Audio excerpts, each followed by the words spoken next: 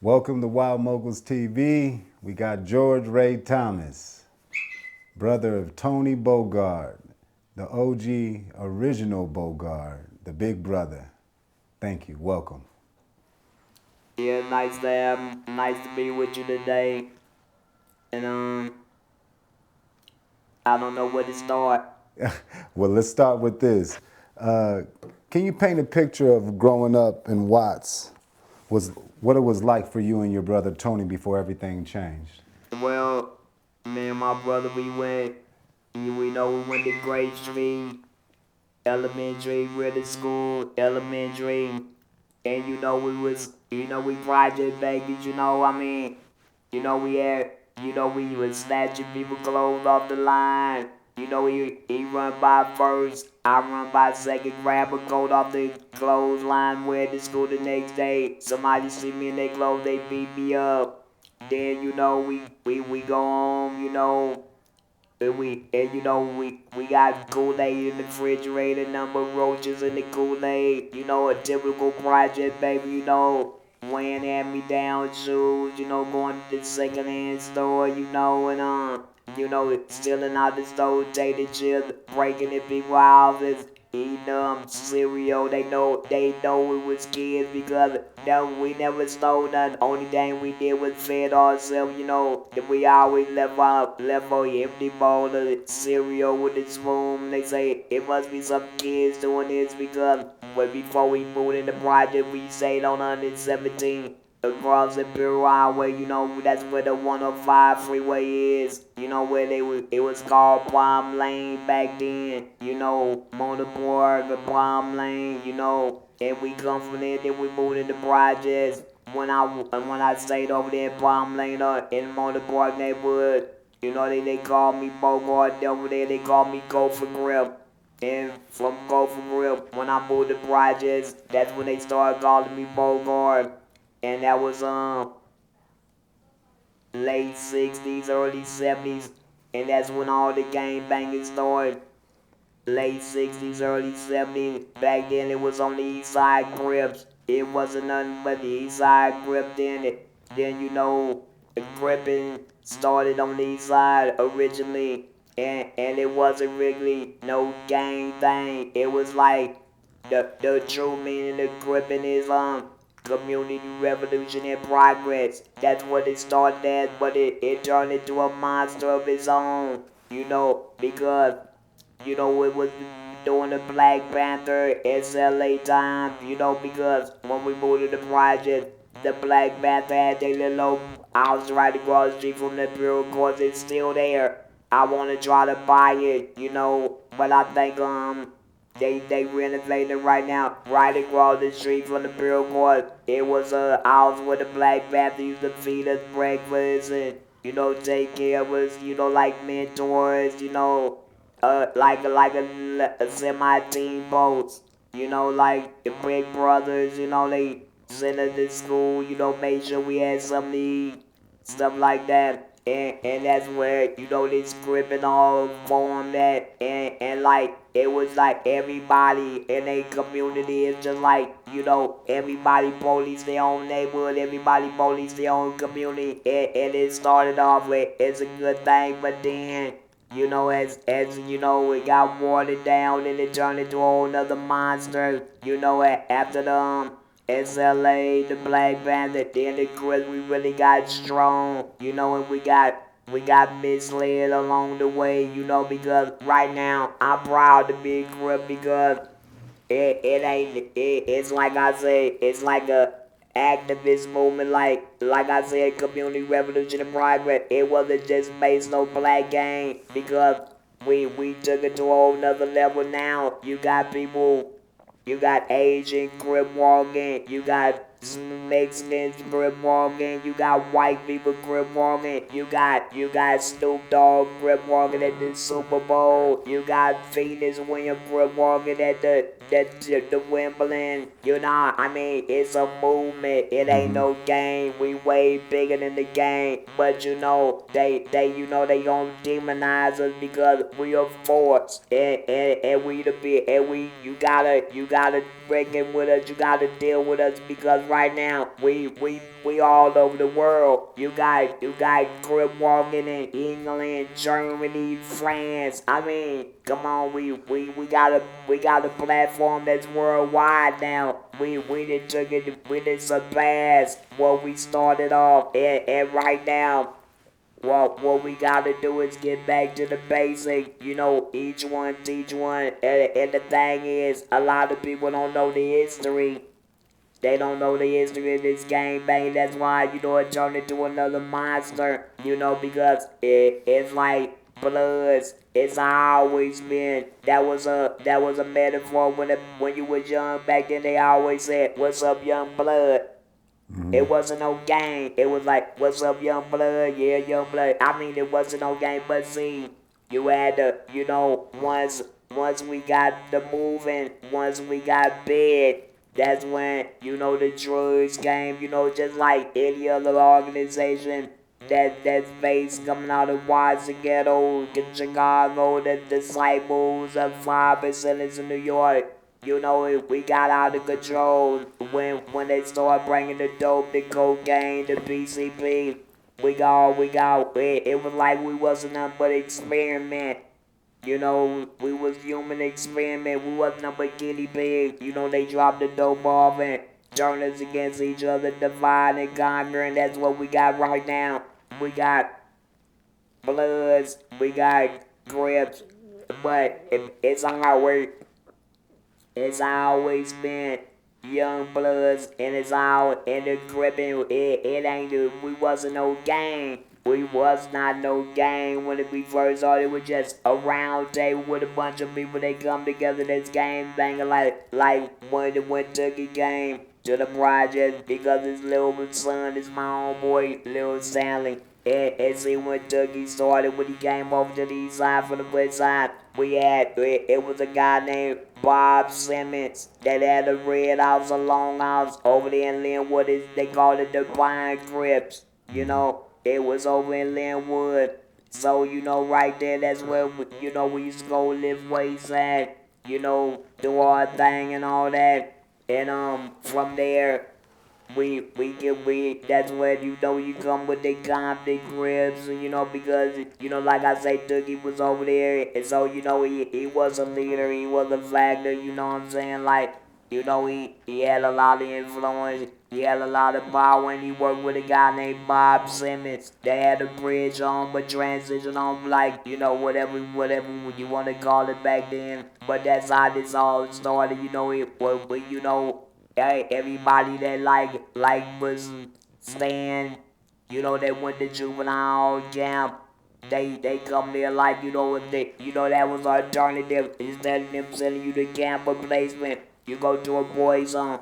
And then like me, I went to YA before it was, it was YTS, then it was YA, then it was the transition home, but bridge home, or whatever you want to call it. Same thing, they just put another name on it. And I went there, the watch it was when you was young back then, you do a murder, you only go to YTS. That was a juvenile facility that now if you wasn't fit, that's when you go to YA, you stay in there till you 25 or 30 years old and you parole and all that. But I was a young dude, so I was YTS material. And so every time I went to YTS, I get out, I do another little murder, go back to 6 weeks, 6 months, 42 weeks, 20-week program. And back then, you didn't do no life sentences for no murder. All you did was get slapped on the wrist, go to juvenile, go to Rocky, Apple Ball Page, Scott Scudder, get right back out, do another murder, go right back. I mean, it wasn't ever no life sentence, but nowadays, you do a attempt to murder, you get life. Wow. Everything changed when we got away with, you might well say back then, you get away with murder. Dang. Right now, you can't get away with no murder, you can't even get away with attempt to murder. Back then, you didn't go to jail for no attempt to murder, it was a joke. And like I say, when you go to YTS, back then, tattoos was taboo, nobody had tattoos. when you got a tattoo, you was like demonized. You was like, you was like, nah, don't mess with him, be bad. You know, he a bad influence. Because, back then when you get one teardrop, it meant one murder. You get two teardrops, that was two murders. You get three, that's three murders. That's how it was. That's how you know when you was a killer. That's how they respected you back then. And I had like two or three. But like I say, it was fun back then. When you used to go to camp, you get your little gang banging on, you come back home. You know you got a reputation now, you known as a murderer, killer, everybody respected you. You know, and that's how people got their little reputation back then. And back then, we had game modules like 4800, 4700, and see, back then, every time we went to the game module with 4800, that was where all the artists, game bangers, all the artists, Crips went to 4800. Every time we go movement in LA County Jail, they lock down the whole entire jail, and they tell it on the loudspeaker, the Crips is on movement. That's when we had the gray jumpsuits, and we had the whole county jail to ourselves. Nobody moved in the county jail when they brought us out of 4800. They closed down the entire county jail. That's how strong we was. And then with every game module they had, it always closed down because it was always a murder. We had a riot back in 1984 in LA County Jail they had to bring down. You ain't never gonna see this again. It ain't never happened again. They brought in the National Guards. Can you believe them bringing in the National Guard to try to control us at 1 mile for 4800? We throw the chairs over the tiers. We barricade ourselves in our cell. We use our mattress as when they shot the rubber bullets at us, we used the mattress as shields. We did that in 84, and we came back and did it again in 85. Because back then, the sheriff used to, turn the water off in the game module and you smell. Man, that smell. Wow. And we was like treated like animals. And then when they fed us food in the game module, they gave us Thorazine in our food. They put Thorazine, that's a psychotropic drug for the violent people. It's like they gave us a lobotomy. A lobotomy, when they chop off when you so violent, they had to do something to your brain. I forgot what it was, but back then they gave us Thorazine, so they calmed us down. But we wasn't nothing but guinea pigs back then, and every time that we get into it with the deputies, they turn the water off. We flood the tier, and then they kept the water off because every time they turn the water back on, we flood the tier. Wow. We kept it flooded every time they did us something. They made us monsters, and now they trying to cover it up. It goes back now. Now they trying to give you compensation when you got molested and get the juvenile lawsuit where they just paid out $44 billion. They systematically messed our whole lives up. They turned us into the animals that we are now. Now they trying to get compensation, but you can't roll back the time. You can't turn back the hands of time and try to save. We all like veterans that got that PTSD. All gangbangers, they suffer from the same thing, PTSD. Now, just to recap, people say that you were the co-founder of the Crips, and you obviously got a lot of stories. Can you tell us why they say you're the co-founder of the Crips, and like what's the instrumental part of your connection to the story with Tookie and Raymond Washington? Well, when I was growing up, Raymond Washington was like my big homeboy. I used to go up to Fremont High. Back then, it wasn't Swan. Right now, if you go to Fremont High, it's Swan neighborhood. Before it was Swan, it was Kitchen Crip. Kitchen Crip. Right. That was Fremont. Fremont was Kitchen Crip. And I used to go up there every day, hanging out with Raymond, watching and, play around with him, do a little, we used to, they like a mentor, they was like a big brother, like we do a little sparring, and, I was little, he was young, he was older than me, so he socked me up, Jesse, and, I was around them dudes like that, that's why they probably got me as a co-founder of the Crip, because I ran with Raymond Washington. And then, I went to Fremont when I got kicked out of Jordan. Before I even went to Jordan High School, I was a young dude then. And that's when Raymond Washington, Batman, a guy named Batman, rest in peace now. It was Council Crip over there.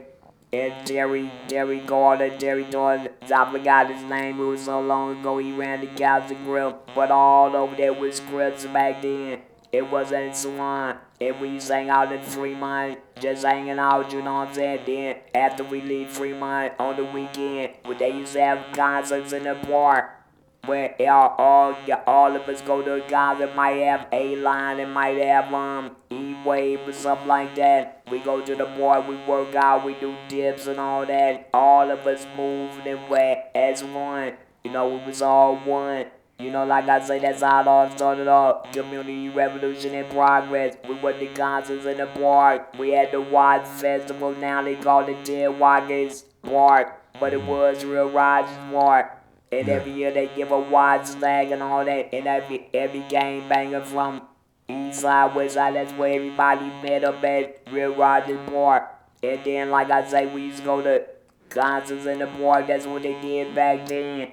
Okay. So, by me being affiliated with them and I'm always around them, and a lot of them that passed away right now, like Raymond Washington, he passed away sadly, and, I'm like one of the last ones standing because if you talk about gang banging to being the co-founders, anybody that started when this gang banging first started in the late 60s, early 70s, they gotta be in the late 60s, early 70s. If you find somebody that say they're the OG or they're a co-founder, then he gotta be in his late 60s, early 70s. Yeah. Ain't no gang banging, ain't no gang banging over 80 years old yet. Yeah. So I'm like the last ones that could tell the story that ain't got all messed up on drugs, PCP. The reason why I'm like this, I talk like a robot down. I was in a ride in 2000 in Pelican Bay. I got shot in the neck in the ride when the south side of the rest was on BR. What do it do then? Hit me in the neck. So and then it turned into they threw me in a hole in the shoe. They never took the bullet out. It turned into stage 4 cancer. I had stage 4 throat cancer. They only gave me 1 year to live. Wow. 1 year to live. Any time that you get stage 4 cancer, it's a wrap. Yeah. You out here. Don't nobody survive stage 4. So, by me sitting up here talking about this, like, I don't even know why I'm still here. Yeah, then I had 2 life sentences after that. I'm handcuffed to a bed. I'm shackled to a bed because I'm in Pelican Bay. Every move you make, you got shackled, you up on the escort.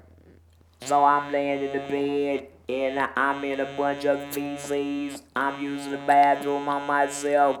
I got worms crawling out my ass and all that because they never changed me.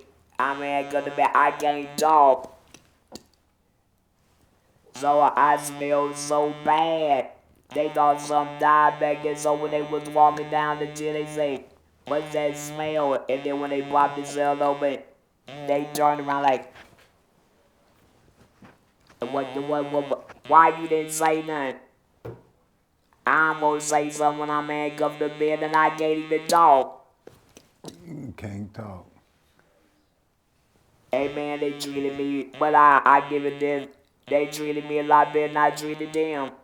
Because every time I got a chance, I gassed them with shit. Everybody know when you gas a jab, you already know how they go. And then, I had like 2 life sentences, so we was on the yard when they used to say, they used to bring us to the yard and corporate and had us fight on the yard while the seals watch. And the winner get shot and killed, they killed on boy named Tate up in corporate. That's how they used to bet on the fights.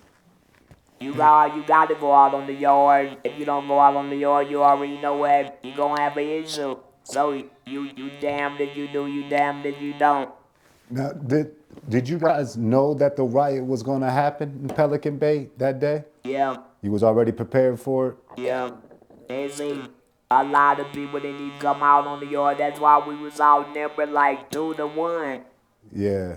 I mean, they already knew it, and like a lot of dudes, they told they didn't want to come out the cell, but they got theirs. So whenever they came back there, they got their issue for not showing up. You don't have a choice when you up there on that 180 yard. All that get down, get down, get down. You better not get down. Because if you get down, that's your ass. When you come in the back, it's like one of your own homeboys gonna stick you or kill you or something like that. You don't get down, that's why every time they shot around at us, we got down. Then we got back up. They got down, we got back up. You can't lay down on the yard. You can't lay down on the yard in no melee like that. You can't do it. How long did that thing last? Around about, it seemed like forever, but I think around about 30 minutes.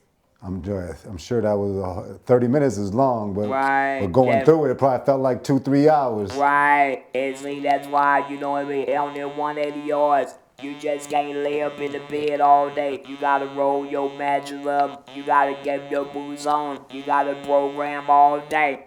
All the time you bring that mattress down and you take your boots off at the last count. Then you go, like, alright, the day open because the cell not gonna open no more than the next day. And then, the cold thing about being the Pelican Bay, when they lock you in the cell, they put master bolt locks. So, cause we can get out the cells, we know how to open up the cells. So to make sure we don't get out, they bolt lock us in the cell. Wow. Wow. So, I want to go back.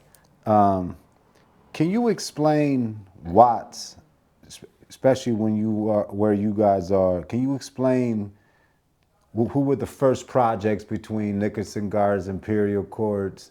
What were the first gangs? And can you tell us the history of Watts? I'm gonna tell you like this. Watts is like the Middle East. It's like over there with Israel and the Hamas. Yeah. We all family. Yeah. We all family in Watts. Yeah. We all first cousins. Just like in the Middle East. We don't know why we fight each other. We don't know why. The first gang when I was growing up, I've been gang banging all my life. So the first game I was in, it was called the Genie Bombers. They was out the Nickerson. Then it was the first one the Green Jackets. The Green Jackets. Then it was the Genie Bombers. But it's always been the Big Me's. The Big Me's always been based in Jordan. Okay. That's always been Big Me's. Always. I mean, before it was that Genie Bomber, before it was Green Jacket, it was always Big Me. They was a family. Then that's why I get back to saying, Jordan, Imperial Courts, Nickerson Gardens, we just like Israel and Hamas. Yeah. We first cousins. Yeah, that part. I'm from the BJ, but my cousin be from Great. Yeah. My cousin from Great, but he got a brother from Banyans. Hey, it's like that when they don't know why they fight each other because when you go to prison, that's why I don't claim but before I don't claim no gang, I just claim whites.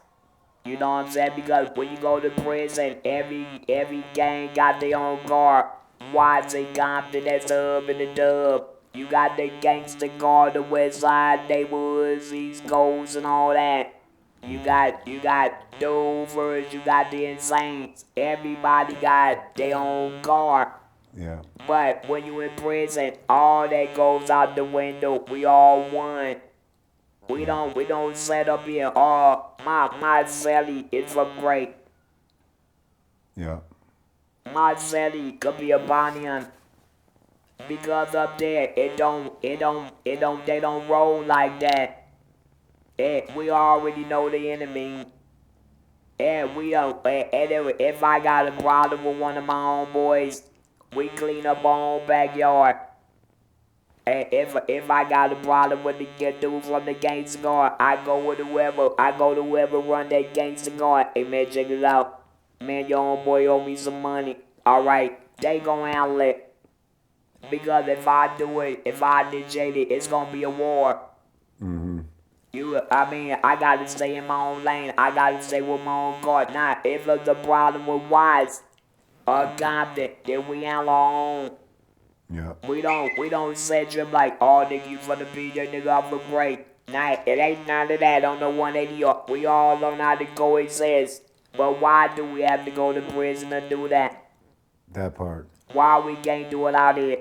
Because you got some dudes that come out here that they wasn't never nobody in prison. They wasn't none but marks. But they come out here and they try to influence the younger. Yeah, man, but it's all wrong. You got some dudes that been in prison. They been on EOP yard. They been on SMY yards. They been on half and half yard. They ain't no good. But when you ain't never been to prison, you first thing you see a dude getting out of prison, you think he hard. All the time he was a J-Cat. Now, we know now is probably is not working, but back in the day when the Gang Truce and Treaty first started, how was the alignment with the jail on how the streets worked in jail with the streets? Was the truce resonating in jail as well? Right. And we the ones that send the light, we the ones send it out like, yeah man, why don't y'all do this?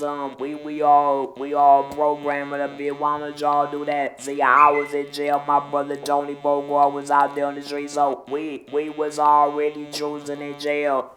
So we like, why y'all can't get on the street? And that was right after the Rodney King verdict and OJ Simpson, and we was all riding together. We was breaking the jury swords and all. We were doing it together. Bloods and Crips. We trying to take off ATM machine. We was working as one, just like we do in prison. So check this out. The Gang Truce, the peace treaty started in Watts. Yeah. It started in Watts. And then the West Side wasn't even just like Crippin started in Watts, East Side. But see, back then, Watts fell up under the East Side. So that's why Watts was originally East Side. But after everybody started breaking off and everything getting watered down, now Watts ain't the East Side. Now you got the East Coast. All that was one. Wow. All that was East Side Crip. Wow. And just like all that West Side was all of it was one. And then when we started the featuring in Wise, it's all started between great BJs and Bonnians. That's how it started. We all came together, Tony Bogart, Elementary out of Jordan, Ty Bud out of Nickerson Gardens, and then was gunners. Tony Bogart was a gunner. Yeah. Ty Bud was a gunner, all these gunners. It wouldn't be no peace treaty unless they signed off. Yeah. Ain't no way if you wasn't no shot caller like them, it wasn't gonna be no peace treaty. Because for the simple fact, the only reason why Tony was with it, if Tony Bogart could be with it, he got shot 9 times with AK-47 by Grape Street at my mama's house on 64th and Broadway. And we already know we shot him. But we don't say nothing about it because we do it all. We follow the rules of the streets. Yeah. Tony know we shot him. I know we shot him. But that's for us to deal with.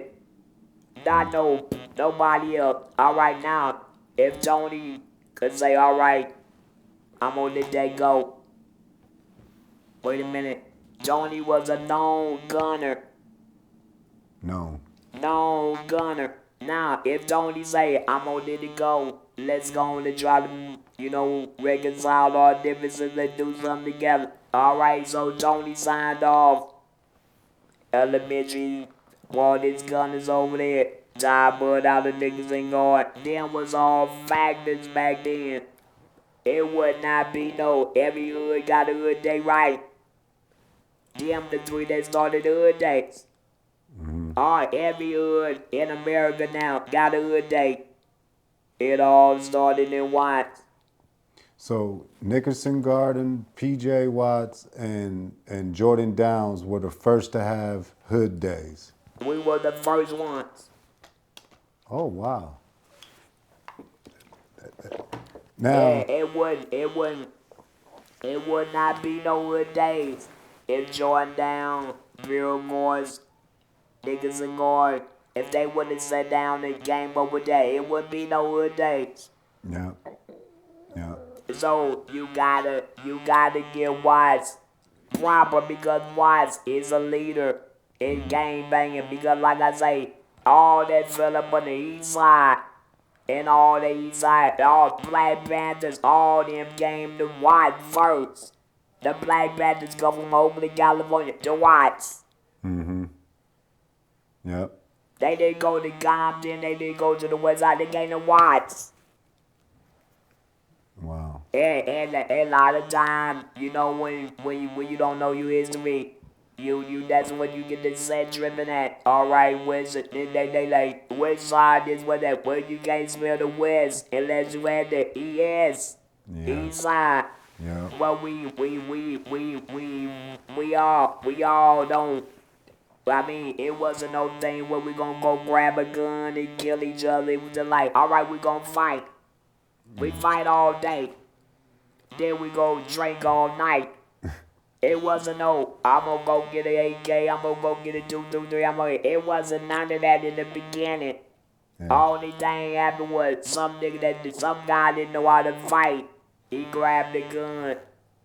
Then that's when all this murdering and all this, hey, it wasn't nothing but, well, if we didn't like each other, we fight all day.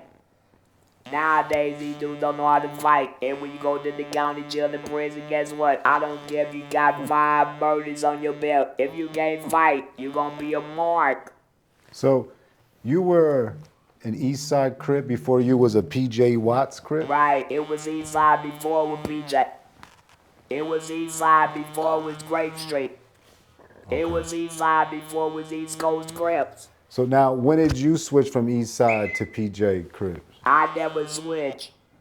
My brother came up, that's when Tony Bogard come in. That's when PJ's, Grape Street and all that. I'm first generation Crip. My brother is second generation. So on and so on and so on. Right on. Now sorry to cut you out. I just want to let the audience know, because this is the first time I've heard this, and Tony Bogard, keep in mind, Tony Bogard is not a government name. The government name is Tony Thomas.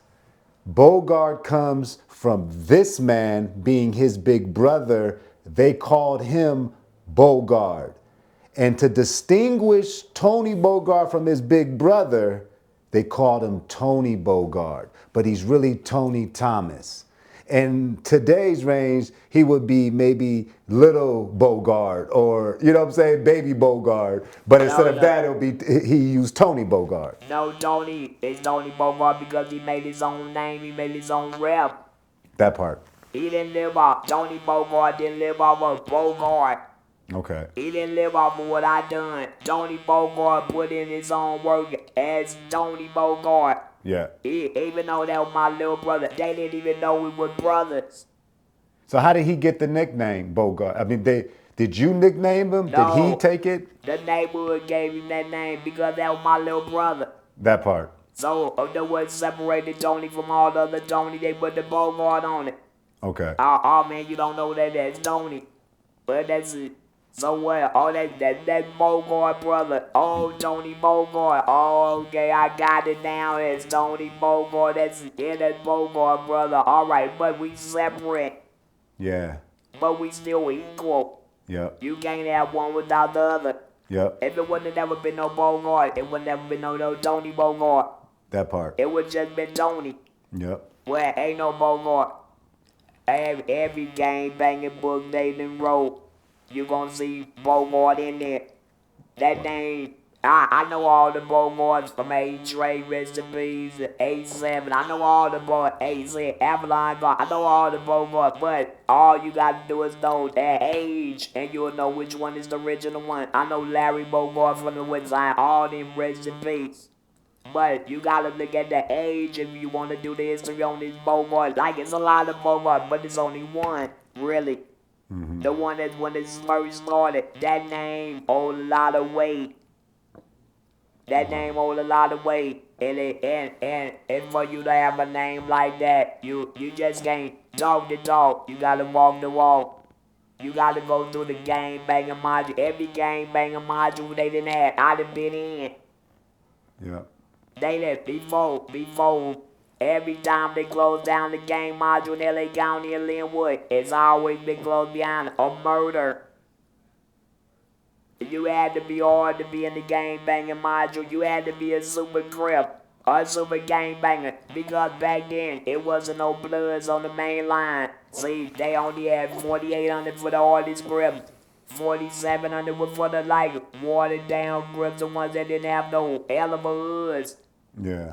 You know, yeah, for everybody had a big ass neighborhood like the rolling 60s, the 30s. It's like the Hoovers. Then you gotta go to 4,800 because you got the numbers. Yeah. But when you go to 4,700, that means that you ain't got the numbers. Yeah. So you ain't gonna last in 4,800. And back then they only had 4,800 for the Crips, 4,700, and they had 4,300 for the Bloods. Everybody had their own gang module. Yeah. 4,300 was for only Bloods.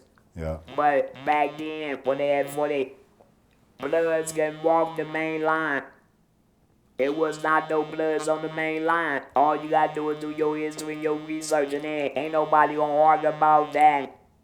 Anytime, ain't no gang ever closed down the county jail but us, Crips. Yeah. Ain't no gang ever bought the National Guards in LA County Jail. Not the Southsiders, not the Floodians, not the... No, it was us. Wow. National Guard. What year was that? That was in 84. All you gotta do is do your history, do your research. That's what I'm saying. A lot of people don't know their history. We was the hardest gang ever. We went from 4,800, then we went to Queen. Back then, you got to be a BGM to be in the prison system.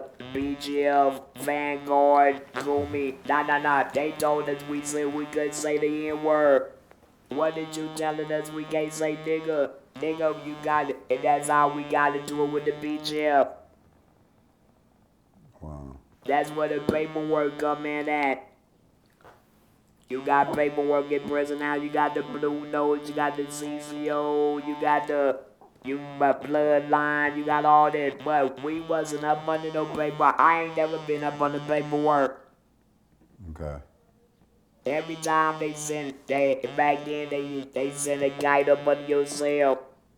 And when you take that guy, you open up, you in. Every time they send a guide up under my cell, I kick it right back out. I don't even open it. And when they tell me, hey, Bogart, did you get that guy? Nah, I'll let you on the yard.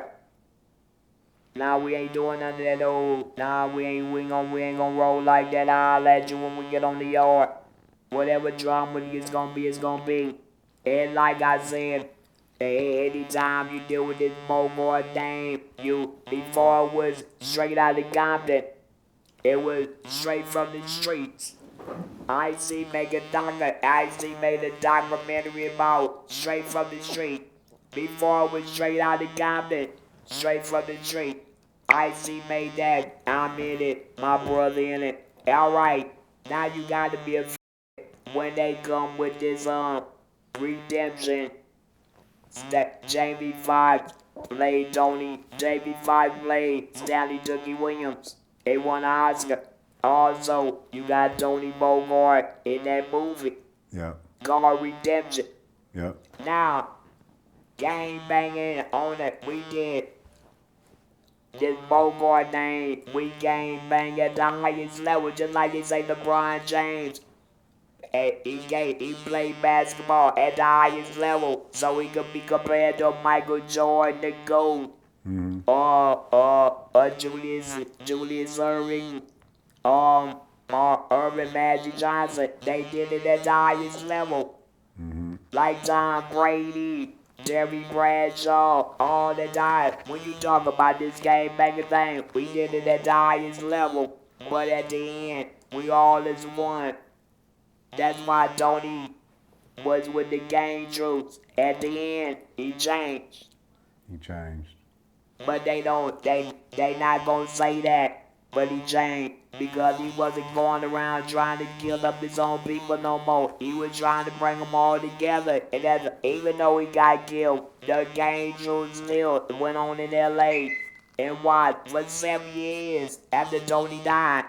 Now, he was killed by a person from his own neighborhood. That's right, just like Nipsey Hussle. Yep.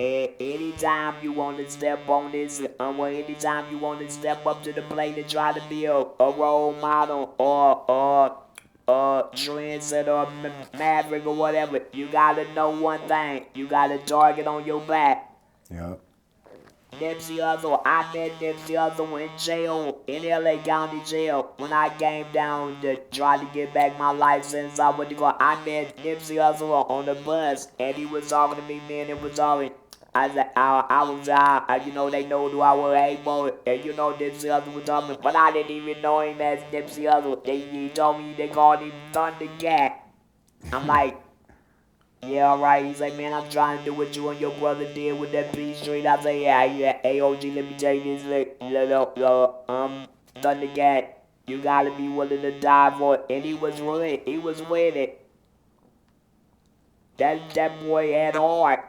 Yeah. You know, I mean, and when he was doing this, when he was transitioning the ganja, he got jumped on by, I mean, he got into a problem with his own people too. Everybody you see step up to the plate with his old truths and trying to change, they always gonna get chastised by their own boy because they don't want him to change. Yeah. How many people, I mean, we know Tony Bogard was basically one of the main voices, and if he approved it, it can go. You That's know? right. You know what I'm saying? That's right. But now, did he have any? Did he get any like flack from people that he respected that was from the hood that was against doing this? No. Or it would have never happened. It would have never happened. It would have never been no peace treaty. It would never be no hood days. Tony Bogard, Snoop Dogg tried to get Stanley Tookie Williams off of death row. Snoop Dogg, Tony Bogard, and a lady named Barbara. They was all Africans when Stanley Tookie Williams. If you look at the picture of Redemption, they told Tookie, hey man, Tony just got killed. Tookie was on death row. He knew he lost. He threw the phone on the bed. All you gotta do is watch the movie. Yeah. Sally Tookie went like, oh man, they were. I turned Tony. Tony was a baby. Tony didn't know Tookie. I knew Tookie personally, so I turned him on. I turned my brother on to Stanley. That's why they had a relationship. Because I started back when Tookie was over there on Inland Wood at the Pine. They called it the Red House. That's when Bob Simmons had his own little transition on like I have, and Tookie was a part of it. So I go way back. So when I told Tony about, man, try to help me get off of death row, you got Maxine Ward, you got a lot of power. Now, so let's talk about the day the truce happened. Because, you know, we was working on a documentary, so I saw a whole timeline.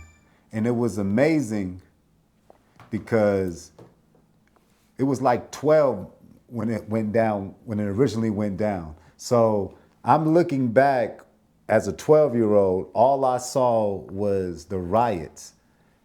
And the whole time while LA is rioting, Watts is partying. Like, Jordan Downs is in Imperial Courts is in Nickerson. I mean, everyone's going to each hood, and it was like a 2-week celebration, and everyone's rioting and looting. Watts ain't even thinking about looting. Y'all was literally partying for 2 weeks straight while LA was rioting. Can you explain that situation? Because the reason why we was running like that, because after OJ Simpson got found not guilty, Yeah. after the Rodney King meeting, we got a victory. Yeah. Everybody was like, yeah, nigga, we everybody was like, yeah, OJ, yeah, everybody does it. It was like, man, I don't even know what you could describe it with. When OJ beat that man, it was like Jubilee in the streets. Yeah. Everybody was so, like, yeah, I mean, it was like the Raiders winning the Super Bowl or the Dodgers winning the World Series. Yeah. Everybody in LA came together. Everybody in Wild partying. Yeah. Yeah. It was. Yeah, we won. Well, yeah, OJ got off. I was in jail with OJ. I was in jail with Rodney King when he got beat up. See, my brother Tony ain't never been to prison. Okay. I made sure of that. Now you don't want to be like me. You gotta be better than me. Yeah. He never went to prison, never seen inside, ain't never been on nobody's yard. Wow. How long? When did you see the leader in him? Like, Hey man, I saw the leader in him when he went, and when we was playing sandlot football, and the boy was a beast. Then when he went to Riot, he played football in Dallas. He was a beast. He was my little brother, but he was so hard. And Tony was a monster. wow. I mean, man, I look up to that dude. How much older are you than him? I think Tony was born in 63. I was born in 58. Okay. Okay. And that's my baby brother. That's your big. And I used to, every time I move, he moved. Just like that. He was like my celly. Like when you go to prison, you got a celly. Yeah. That was my celly on the street. And I just say, when he started trying to do what I do, no, G, you can't do that. Oh, but you do it. All right, you know how you gonna have a little brother gonna rebel. Yeah. So, but when he saw me start going to jail, when he went to YTS, when he went to Nelly, he said, no, you right. I don't want to do that. I don't want to go the route you going. Yeah. I was like, yeah, man, I told you, man. So, it said, do the right thing. Stay out of the way. Stay in your own lane. But Tony, Tony was his own man.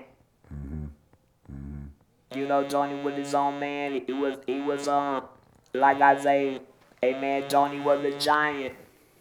He Yes, was sir. a giant because what made Tony a giant was anytime somebody shoot you with an AK-47 5 or 6 times and you live, and then you know who done it, and you say, if I can let it go, all y'all better let it go. Wow. That's powerful. That's more than powerful. Yeah. I only got shot one time in prison with a Yeah. only one bullet. That nigga got in with 5 or 6 of them. Yeah. That's crazy. That boy was unbelievable. I mean, and from that, he inspired people like Nipsey Hussle to try to do the same thing on, what he said, the marathon gonna continue. Mm-hmm. Hey, I respect Nipsey and what he tried to do and what it's called a legacy. Mm-hmm. And like you said, the marathon gonna continue. The Tony Bogard tree's gone. That's why I named my program after the Tony Bogard Foundation. Yeah. It's going, it's ongoing. And like I say, I'm satisfied with this Crippin. Like I say, we got Spanish Crippin. We got Japanese Crippin. Crip Walking. I say Crip Walking. We gon' try this. We gon' take that gang banging out of it. We gon' call this a movement. I had a conversation with Baby Gangster from Santana Block. Man, that Baby Gangster is original triple OG to the 10th power. Yes. That boy is a legend, and I respect him. I respect him to the highest. Yes, sir. I know, Baby Gangster. But y'all think you younger than me, cause I ran with his own boy named Bullet. Bullet is one of the ones that started Santana. Yeah. Bullet Tape. Right, I don't know his last name, but I bet him going in and out of jail. Juvenile, I know Bullet. Then I met Gangster because Gangster was with my brother Tony and a dude named Turtle. Yeah. Turtle from Santana. Yeah. Turtle. And another dude named Whiskey was out in jail with your brother named Whiskey.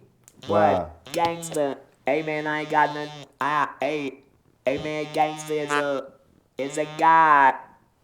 Yeah. He's a god. I give him all the proper. I know the history. I know about the handsome damn. I know about Gangster is a reputable. Second to none. Second to none. Well, he was saying he was Crip walking in the 70s. Man, Gangster was a man. Hey man, hey, I ain't got no words to describe Gangster. That man, they kept it 100. Yeah. Every single time he was a baby. Yeah. With his mama house, hey man, I don't, like I say, I ain't got no words. The respect level for what I got for Gangsta is, hey man, he's in my eyes, he a god, he a legend. I mean, he only come once in a lifetime, and I know the price that he paid. Yeah. I know the price that he paid, and I know he took one for the team. Yeah. He took one, and I ain't got to say nothing, I ain't got to speak on the boy business or none of that, but I know for a fact he took one for the team. Yeah. What he did is a low time, and Donovan before, hey man, I respect that man. Yeah. I can't say nothing but good things about him, and hey man, I'm just glad I know him. I was around him when he was being made into the giant that he is. Yes, sir. Gangster the giant. Yeah. I know this wife Lupe. Like I say, I go back to Bullet. Yeah. So, you know. Now, your brother, did he convert to Islam? Dragon. We went to Chicago, met Dragon. Dragon wanted to get my brother some security. They called FOI. Yep. Fruits of Islam. But my brother so hard he turned it down. And Dragon told my brother, said, man, I'm gonna. Tony said, no, you're not. Man, Tony was a monster. Wow. Tony was a monster, and that, I mean, hey man, I know, like it. Tony and Gangster, they like, I call them GOATs, the greatest of all time. Yeah, greatest of all time. Gangster, Tony Bogart, Stanley Tookie Williams, Raymond Watson, Batman.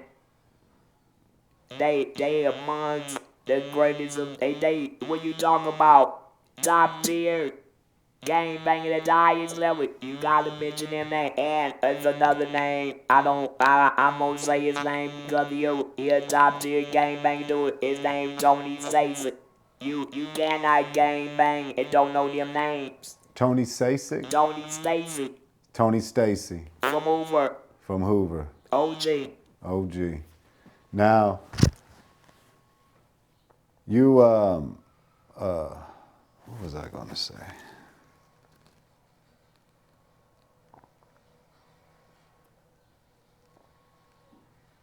You make case law. You beat 2 life 2 life sentences. 2 life sentences and making case law. So in case President. Whack 100 is listening here, there ain't no way he snitched because he made case law. All you gotta do is read my All you gotta do is read. Because you know these guys always got these comments. I'm gonna tell you this. Only 2 ways you get out of prison when you got multiple life sentences. Either the law change or you make law. I made law. You know how many people I done got out of prison for my case alone? Wow. Millions of people that got released off of jeopardizing my case in the law library. And the cold thing about it, the police is good in the government. They try to get to assassinate a nigga and everything. Yeah, he's a what. Well, if he was all that, I didn't ever go to prison. I'm gonna give you a good example. Compare me with Donald Trump. Donald Trump, they got all these cases that he got convicted on throughout. You know why? They go throughout on the grounds of selective prosecution. They call it vindictive prosecution. And he in the White House. Same cases that got him in the White House got me 2 life sentences. Why? Why? Donald Trump, that broad name, what's her name? They got got indicted. Donald Trump got a broad. They do the Donald Trump and damn, I forgot her name. Perez? What? Something Perez? The girl that signed with Jay-Z? No, the girl the prosecutor that got Donald Trump convicted on the racketeering charge. Yeah. But then now she's Right. She's indicted. Right. Yeah. All that. They got the case overturned on prosecutorial misconduct, selective prosecution, vindictive, right? Alright, if Donald Trump got all them cases throughout, the fuck do I go to prison on them same charges? I had to go set up in a cell for years for them to overturn this for me. On the same ground, Donald Trump went to the White House. Wow. Select. I got my case never went to trial. I got found guilty of under selective prosecution, vindictive prosecution, and I don't care about none of that. But only reason that's why I say I had to take one for the team. I had to go through hell. Now I'm ready for heaven. Now, in order for me to do that, I had to go down. I had to go to the law library. Now I'm back. Now all them other dudes that's getting out of jail behind my case, it was worth it. Yeah. It was worth it. So how long did you stay in jail to fight the overturn? I did start getting to the library just 2009. I got out in 2018, and I would have bought. I supposed to got out. I won it on vindictive prosecution in 2015. They both let me out right there. But they kept on fighting me. And then that broad named Kamala Harris, she said, I was a pro-bird. I was fighting against Kamala Harris. That's why she got whooped on the vice president. She wanted me to stay in prison. So Kamala Harris was your prosecutor? Right. She was the attorney general. Oh, wow. So ask whoever you talking about that, whatever that dude name you said. How many times who do we know that whooped her in court? I had to go through Kamala Harris, the vice president, the one that ran for she was the vice president. If I go whoop her in the court, I'm the man. Yeah. I'm the man. I'm untouchable. I don't care what dude you say that if you say that, all you gotta do is look up Thomas, people versus Thomas. I went through Kamala Harris. I whooped her. You know what the United States Marine Corps told Kamala Harris? What did he say? That's what they told about. The one you talking to right now, George Thomas, aka Bogart, Tony Bogart brother. That's what the United States Marine Corps told her. What? Either you take Bogart back to trial, or you let him go. Right now, are we gonna send the guards in to get him? You already know what happened. Wow. You can't even make it up. Why am I sitting right here? The police pulled me over when I got out. They say, wait a minute. Right here, we ran your name. It say right here, you is incarcerated doing 2 life sentences. I say, yeah, that's what it say. He say, well, why? How did you get out? I told the police LHF, I didn't escape. So you tell me I'm out. Wow. And this ain't something that you can make up. This all facts. Yeah, exactly. Like I say, you're in case law. Now, you got out what year? 2018. You Might got well out say 2019. 2019. And then when did you originally go in jail? I originally went in 97. I got out and I went back in 2009. 2009. So 2009, then to 2015, and then they kept you in another 4 years. Everything they done to me was illegal. Did you get a settlement? No, they threw it out. Donald Trump just went. Donald Trump going all the way back to 2016. Talking about he want money from the Justice Department. And you gonna tell me I ain't got nothing coming? Well, I think you might have a case, man. You know, I think you get some I money. could go right out there in my garage right now and bring you all the paperwork right here and set it on this table, showing that I got all those vindictive prosecutions Yeah. from the courts. I'm not making none of these. All these dudes be getting on these podcasts doing all this fabricating. I'm not fabricating nothing. I got facts. Oh no, I'm gonna put it in the link, his case and his case law, so you guys can view it. That's like he said, he's helped a lot of people get off cases because they can use his case as an example to get themselves out. Right? It ain't no. Hey man, I'm proud of what I done. I'm proud of what my brother done, and it's ongoing, and it ain't gonna stop. That's why I named this Tony Bogard Foundation non-profit. What I got to give is free. Yeah. Because in order for you to keep a blessing, you gotta give it away. Now, can you explain the Tony Bogard Foundation and what you guys do? Or people that's getting out of prison and ain't got nowhere to stay. Ain't got no bed, they homeless like I was when I got out. All you gotta do is go up Tony Bogard Foundation. My address, I got a bed for you. And if you want to, we can walk through the entire house and I can show you, yeah, I got bed for you. And they ain't stacked like in the prison. They all Cadillac. That's what we call the prison when you got a bottom bunk. It's Cadillac. I Yeah. got all Cadillac bunk. And I got food in it for you to eat. And hey man, I can't make this up. And I give them, I write checks. Don't even, if you want me to, I can go get you the checks right now. I write gang banging check.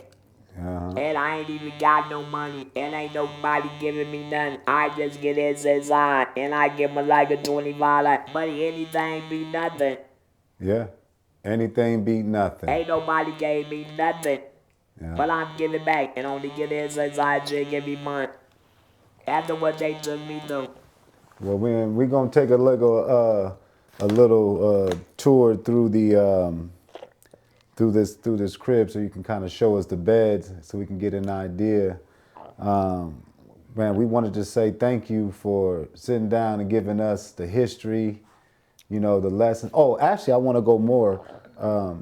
Your brother Tony, I heard he has a statue in Europe.